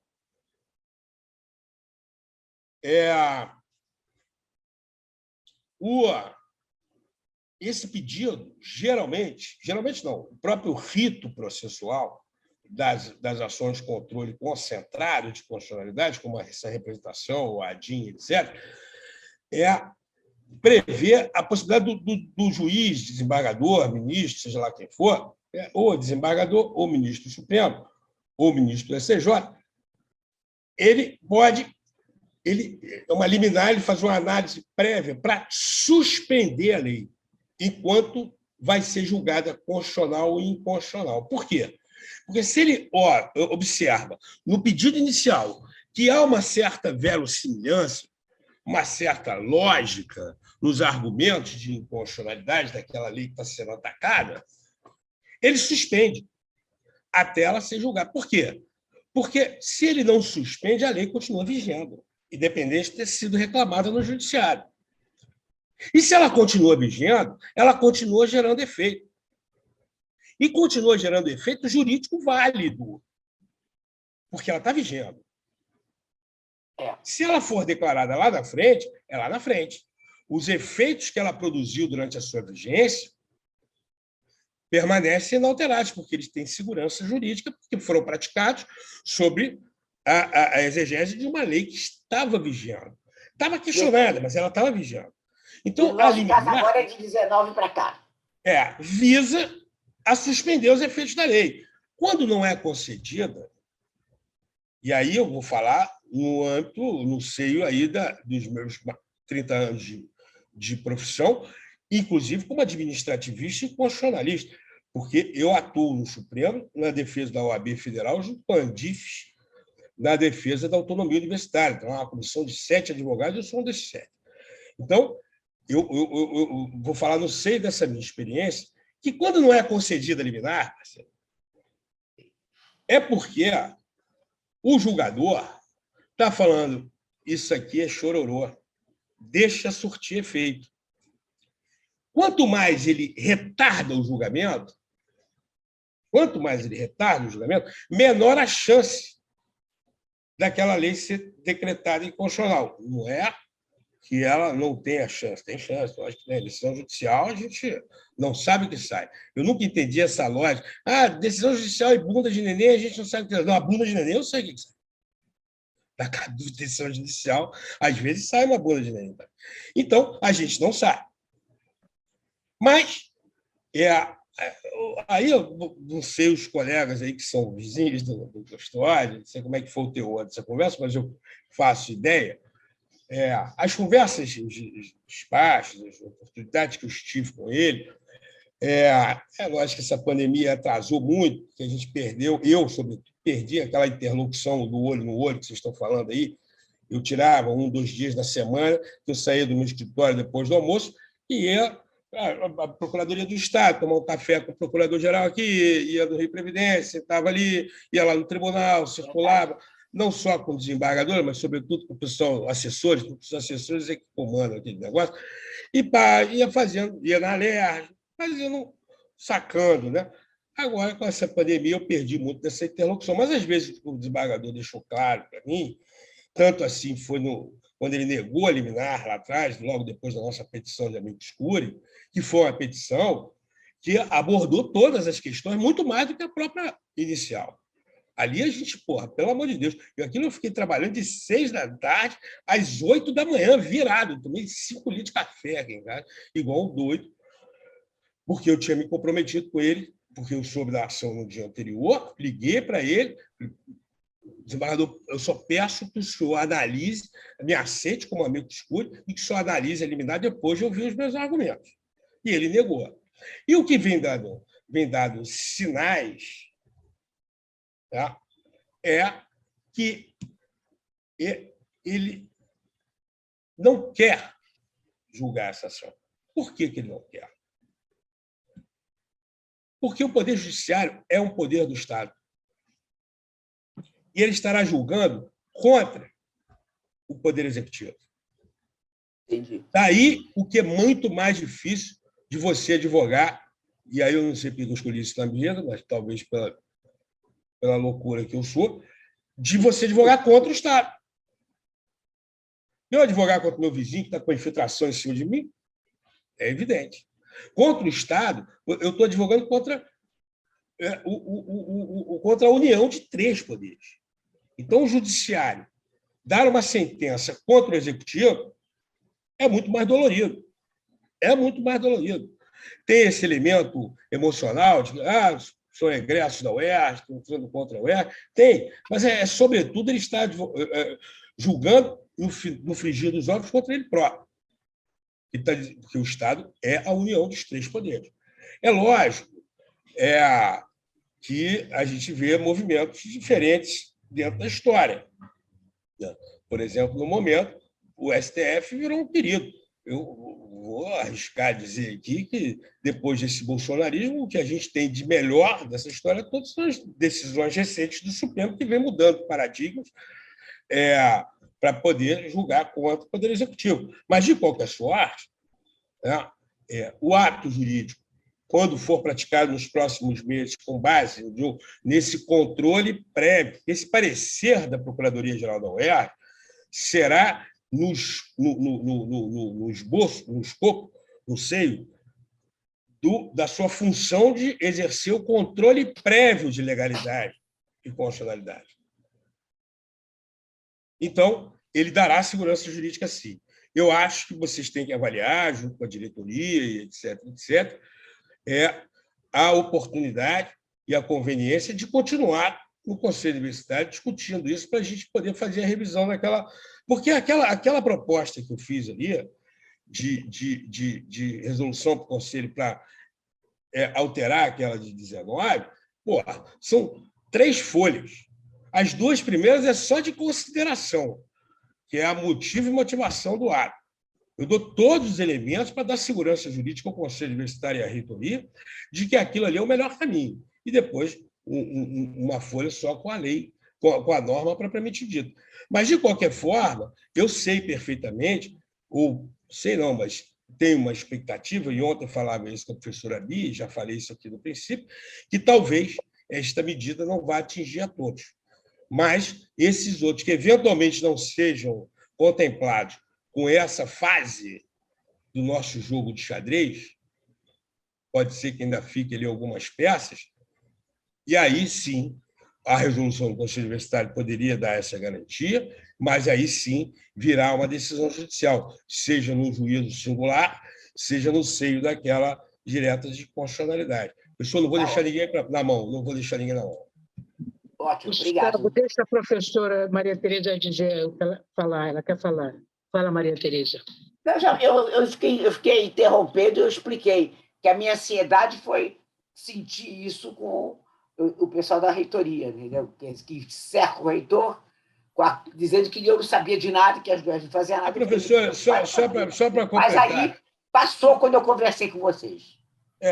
Só para completar, eu que estou 30 anos nessa ilha, já tive do lado de lá, todo lado de cá, já tive variadas trincheiras, eu levo muito a sério o chamado princípio da impessoalidade.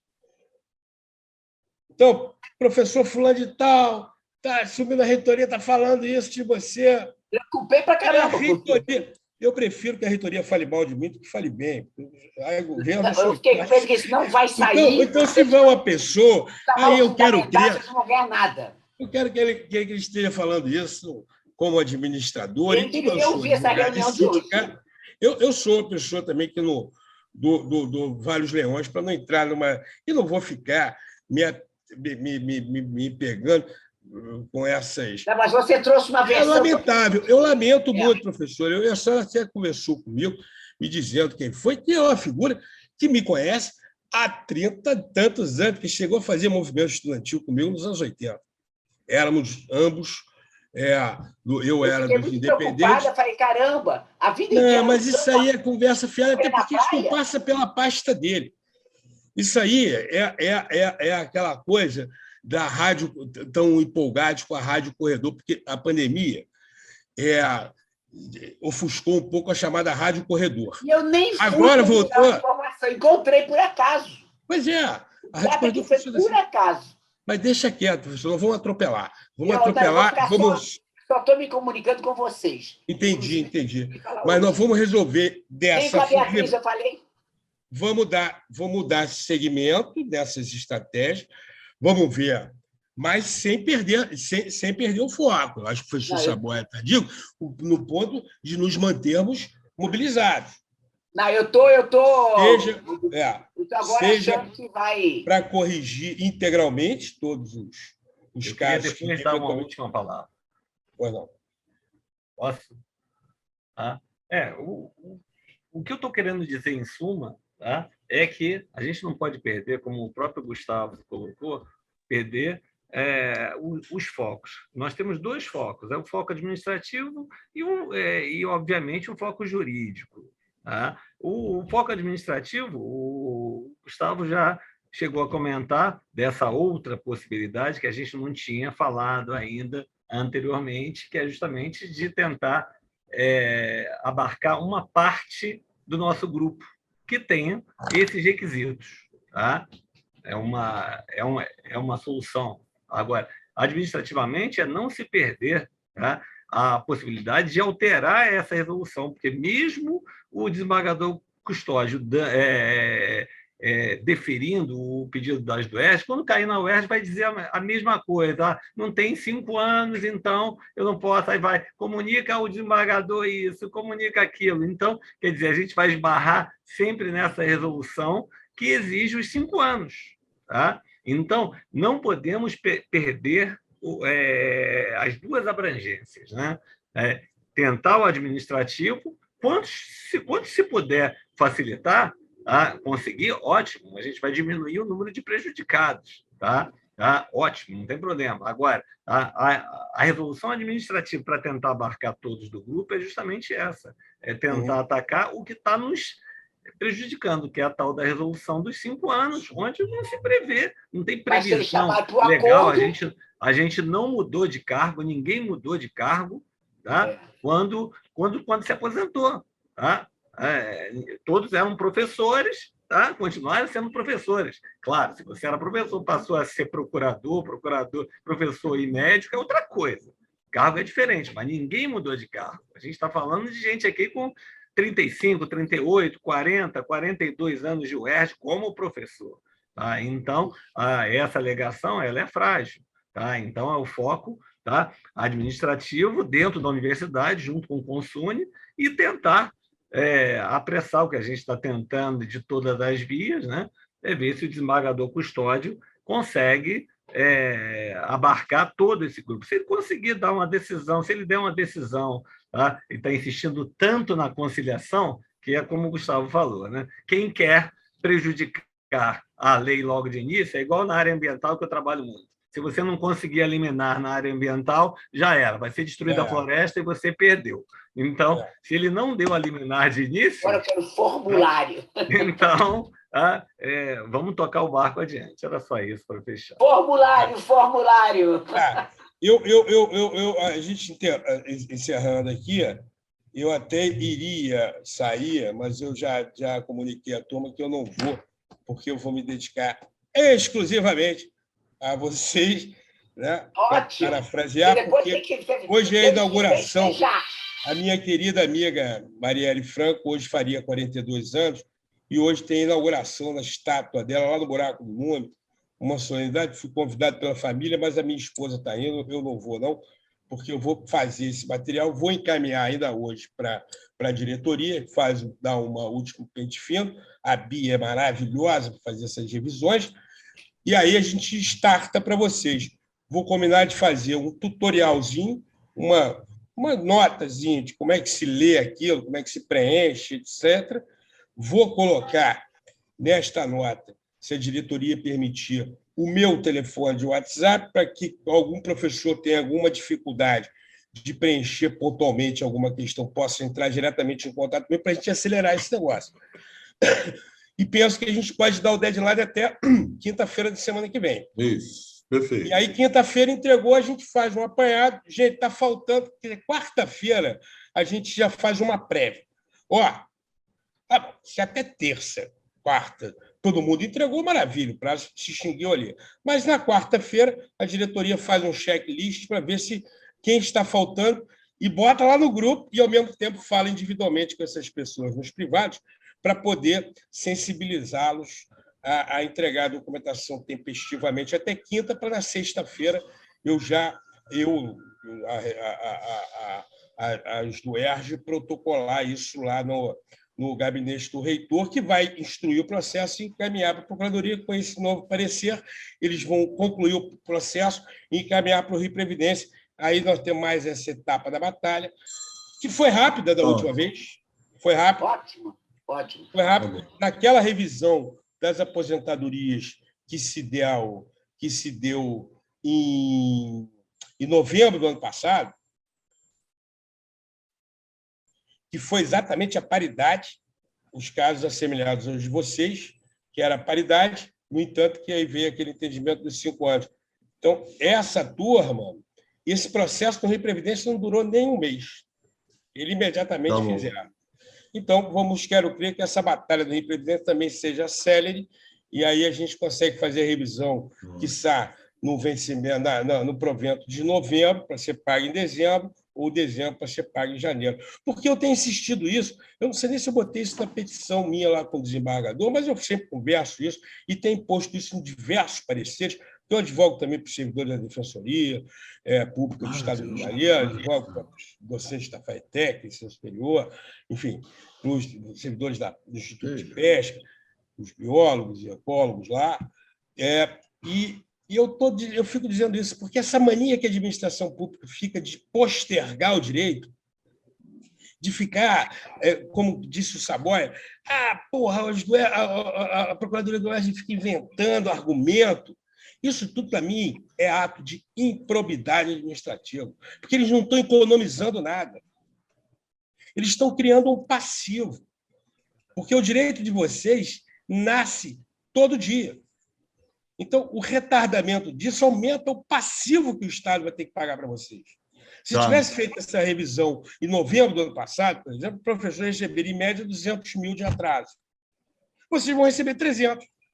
Olha, obrigado. Eu tenho o telefonema dos garotos agora, do lado de fora. Meus netos estão ligando do exterior. A gente usa esse WhatsApp para encaminhar as coisas, Beatriz?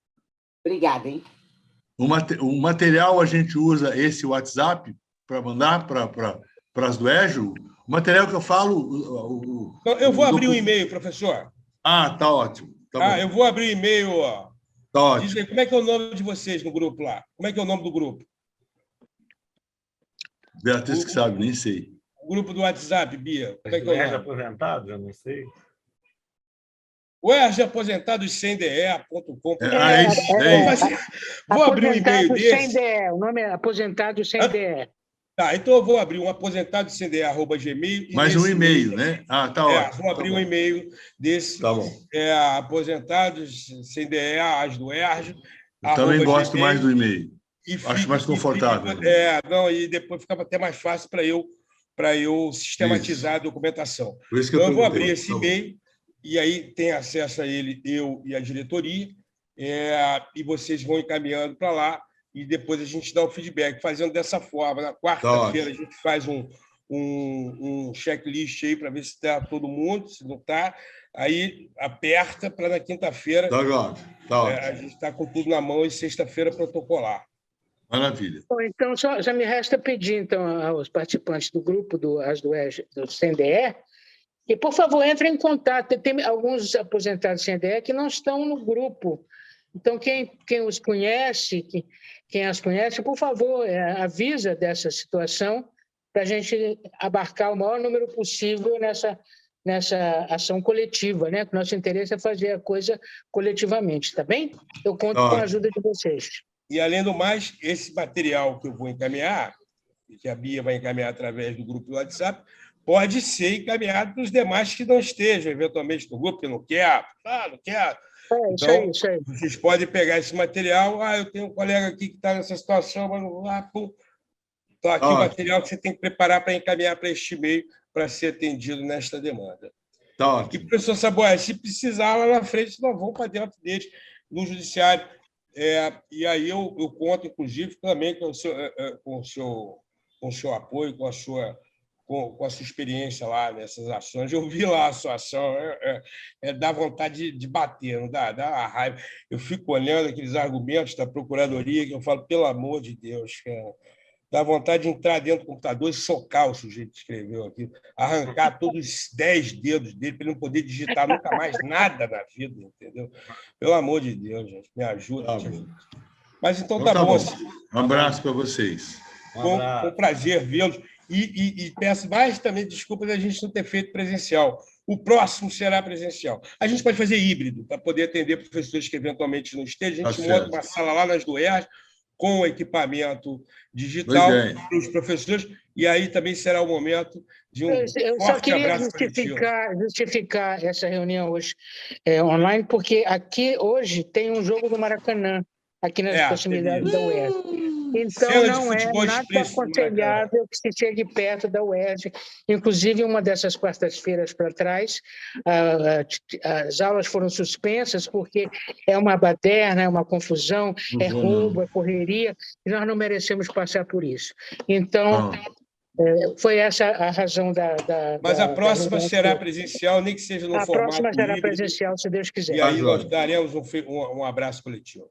Tá ótimo. Abraço, então.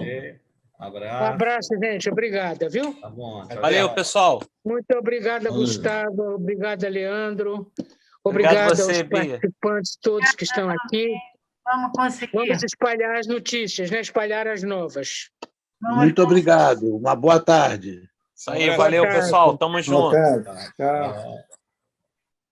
Tchau, tchau.